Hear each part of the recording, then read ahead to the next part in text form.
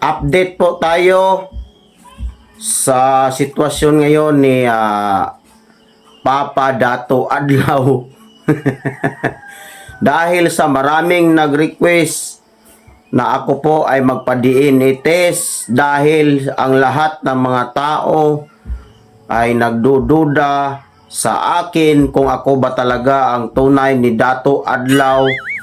Ako ba talaga ang tunay na anak ni Dato Adlaw at ni Bai Encantadia? Ngayon po ay nais ko pong malaman sa inyo tungkol sa ating DNA test. Dahil po yung mga tao ay nagtataka kung bakit kung paano daw ako naging anak ni Dato Adlaw dahil po ay ako ay gwapo samantalang si Dato Adlaw ay para daw tikbalang. Kaya po ako nagpa-drug test. Sorry. Kaya po ako nagpa-DNA test para malaman niyo po na ako ang tunay na anak ni Dato Adlaw. Dahil po sa ginawa ni Dato Adlaw nung ako'y bata pa at tinapon niya ako doon sa Pier 1 at ako ay napulot ng mga badyaw,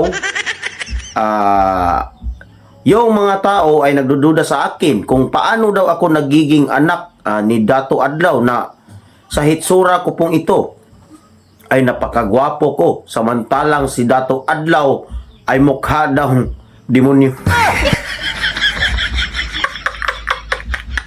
Kaya po ako nagpa-drug test para malaman ninyo ang buong katotohanan. At ito na po ang resulta ng aking drug test. Ng aking DNA test. Ito po. Napakakapal ng mga papilis na ito. At sa wakas, at maraming salamat sa mga tumulong sa akin na magpa-drug test. Ay maraming salamat po sa mga tumulong sa akin na magpa-DNA test para malaman kung ako ba talaga ang tunay na anak ni Dato Adlaw na nawawala. Sandali lang at hanapin ko muna kung saan yung nakalagay yung mga papilis dito.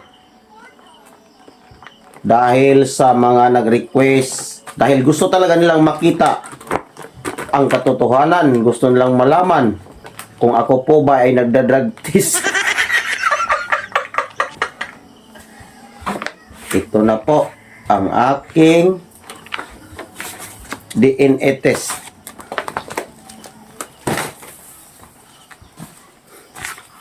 Napakaraming papel nito mga kaibigan.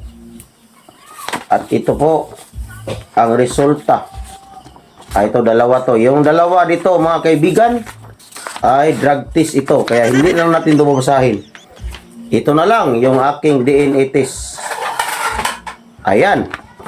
Pwede nyo yung basahin mga kaibigan. Kung kaya nyo itong basahin, basahin nyo na. Umpisahan nyo dito hanggang sa ubos. At ito rin. Dalawa to. At babasahin ko na ang aking drug test.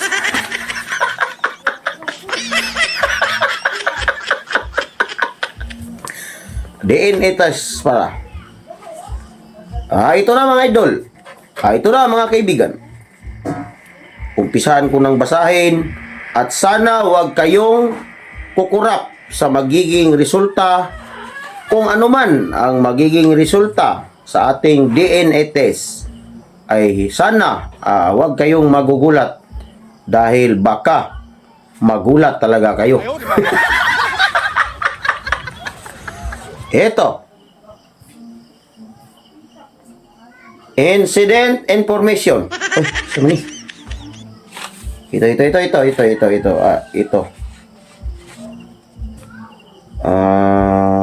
Di maklaro. Hindi ko masyadong maklaro mga idol kasi yung mata ko kasi na-overdose kasi ako ng gamot kaya hindi ako masyadong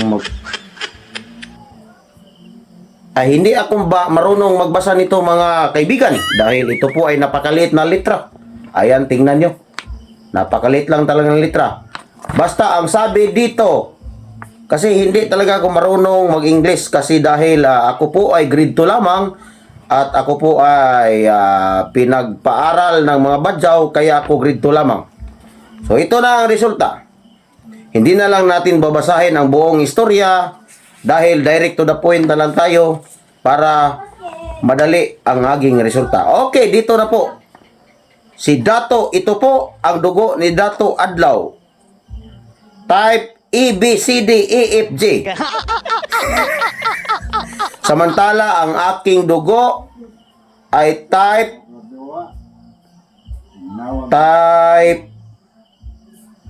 H, I, J, K, L, M, N, O, P. At ang resulta ay hindi talaga ako ang tunay na anak ni Dato Adlaw.